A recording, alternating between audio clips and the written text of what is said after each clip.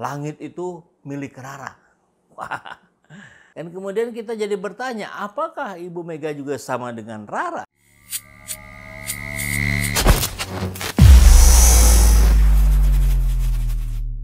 Bismillahirrahmanirrahim. Assalamualaikum warahmatullahi wabarakatuh. Salam kedaulatan rakyat.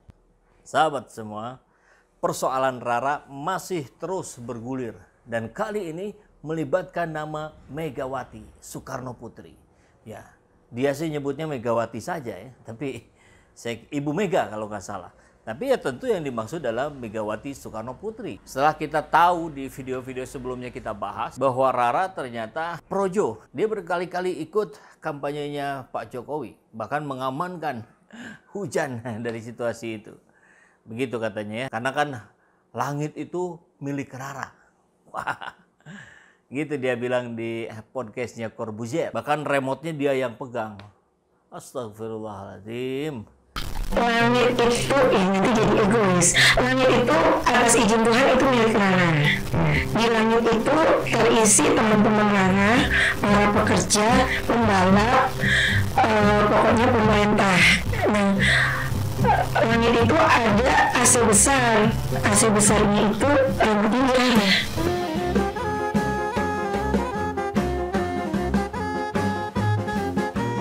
Bagi kita umat muslim, tentu itu adalah sebuah hal yang kesalahan fatal. Tapi ya, bagi orang yang tidak beragama, barangkali silakan saja beranggapan seperti itu. Nah, karena ini terkait dengan soal agama, kan kita lihat di Deddy Corbuzier, KTP-nya Rara itu diperlihatkan ke Deddy, dan kemudian Deddy kaget. Cuman dia bilang, sudahlah, saya nggak akan bilang-bilang apa isinya, biar jadi misteri saja. Hey! Suara.com sudah tahu karena sudah bincang-bincang juga dengan Rara. Dan dia menyatakan bahwa agamanya kejawen.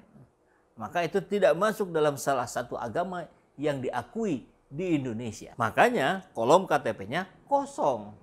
Barangkali itu yang bikin Deddy Corbuzier kaget. Karena pilihan kejawen tidak ada. Ya, saya mau melepaskan diri. Saya tidak akan membahas tentang bagaimana paham kejawen itu. Tapi saya ingin masuk pada wilayah cerita Rara ini di podcast yang sebelahnya bersama Karni Ilyas. Nah, dia bilang kan kalau dia pernah belajar agama Hindu, dia mengaku ngayah berbakti di Puri Satria, di mana Ibu Mega pun sempat berada di sana, belajar di sana, tinggal di sana. Nah, kurang lebih begitu kalimatnya dari Rara. Jadi yang Mbak Rara itu baca artinya ayat-ayat Quran juga dong kalau gitu.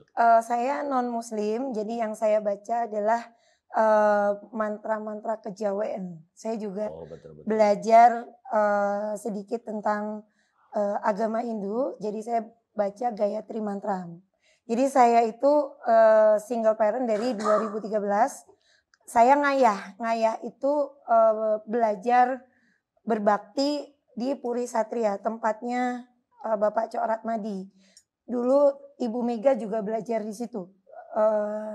Tinggal di tempatnya Pak Cok Ratmadi dengan Ibu Dayu gitu. Jadi di Bali itu kan ada puri-puri. Nah, saya belajarnya di Puri Satria. Nah, kalau budi saya itu dulu keturunan memang estafetnya itu paranormalnya Ibu Tin, Budi Sri. Dan kemudian kita jadi bertanya, apakah Ibu Mega juga sama dengan Rara? KTP-nya maksudnya ya, ini perlu dilihatkan juga. KTP Ibu Mega, Islam atau kejawen. Dan lagi-lagi sahabat semua, bagi individu-individu yang ada dimanapun, itu terserah mereka. Nggak ada persoalan apa-apa. Mau isinya Islam, Kristen, Hindu, Buddha, atau agama yang lain-lainnya. Atau kosong bahkan sekalipun, nggak ada masalah. Tapi kalau ini sosok guru bangsa, kan sebagian orang mengatakannya guru bangsa ini Ibu Mega. Sama dengan Rara, kalau kemudian kan ramai netizen beranggapan, oh pantas saja kok sering menampakkan ketidaksukaannya terhadap umat Islam. Oh pantas saja. Hari ini orang-orang yang mencibir, yang mengolok-ngolok, yang memotong-motong sirah nabawiyah, itu seakan diberikan panggung yang besar di negeri ini untuk mengobok-ngobok ajaran Islam. Seperti Guntur Romli, JIL, Jaringan Islam Liberal. Kan dia seenak perutnya aja motong-motong sirah. sampai beranggapan bahwa putri Nabi Muhammad SAW pun menikah beda agama. Hei, Anda memotong sejarah itu. Yang benarnya bukan begitu. Yang benarnya mereka melakukan nikah sebelum ajaran pernikahan beda agama dilarang itu turun. Ngerti orang? Anda bikin polemik di umat Islam. Hati-hati Guntur Romli. Kalau orang-orang jil ini punya kebiasaan untuk memotong-motong suatu dalil ataupun syirah agar mereka dapat menemukan pembenaran atas kesesatan yang mereka yakini. Jadi ya, kisah yang diungkap oleh Guntur Romli dalam berita ini juga sama. Banyak yang dipotongnya. Guntur Romli menegaskan dalam video tersebut bahwasannya Zainab pernah menjalin pernikahan dengan laki-laki dari kalangan kaum musyrik yang bernama Abul As bin Rabi. Dan pernikahan berbeda agama ini merupakan sebuah pengalaman yang buruk dan menyakitkan bagi Rasulullah. Pernah suatu waktu Abdul As ditawari wanita tercantik oleh kaum Quraisy agar dirinya bersedia menceraikan Sayyidah Zainab. Akan tetapi karena rasa cinta Abdul As pada putri Rasulullah tersebut, Abdul As menolak untuk menceraikan Zainab. Nah, selain dengan kisah yang tidak diceritakan bagian awalnya seperti apa, kengacauan lain dari kisah yang disampaikan Guntur dalam kabar ini adalah saat dia menyimpulkan akhirnya mereka berdua hidup dalam beda keyakinan dan beda posisi politik keluarga. Aduh, sebagian kisah yang diungkapkan oleh Guntur tentang Zainab memang ada betulnya. Tapi, daripada saya harus debat kusir sama Guntur, lebih baik saya sampaikan sekilas tentang kisah cinta Zainab dan Abdul As ini berdasarkan berbagai sumber yang sudah bertebaran hari ini. Dan termasuk dari internet. Loh, kok dari internet? Kenapa nggak langsung dari Kitab Kuning saja? Ya, karena saya yakin sekali kalau Guntur lebih akrab dengan Google dibandingkan Kitab Kuning. Atau jangan-jangan sekedar baca dari penelusuran Google saja, dia juga nggak pernah. Seperti yang sahabat ketahui bersama, Nabi Muhammad memiliki 7 orang anak, di mana ketiga anak lelaki Nabi Muhammad meninggal saat masih kecil-kecil. Sehingga dari keempat anak Rasulullah yang sempat menikah, semuanya adalah anak perempuan.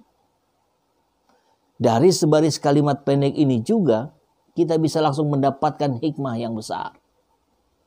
Di mana kepercayaan bahwa nasab keturunan sebuah keluarga itu berasal dari laki-laki dan terputus bila hanya memiliki anak perempuan saja adalah bagian dari kebudayaan semata.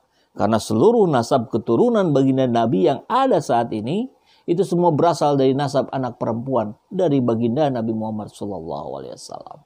Masya Allah. Bisa kita lihat sendiri kan, bagaimana Islam begitu memuliakan perempuan. Zainab adalah anak kedua dari Rasulullah, di mana anak pertamanya adalah seorang anak laki-laki bernama Qasim dan meninggal di usia 2 tahun. Zainab dan Abul As bin Rabi menjalankan sebuah kehidupan pernikahan dengan penuh cinta dan juga kebahagiaan. Tapi yang harus jadi catatan, perkawinan antara Zainab dan Abdul As itu berlangsung sebelum turun wahyu kepada Nabi Muhammad SAW.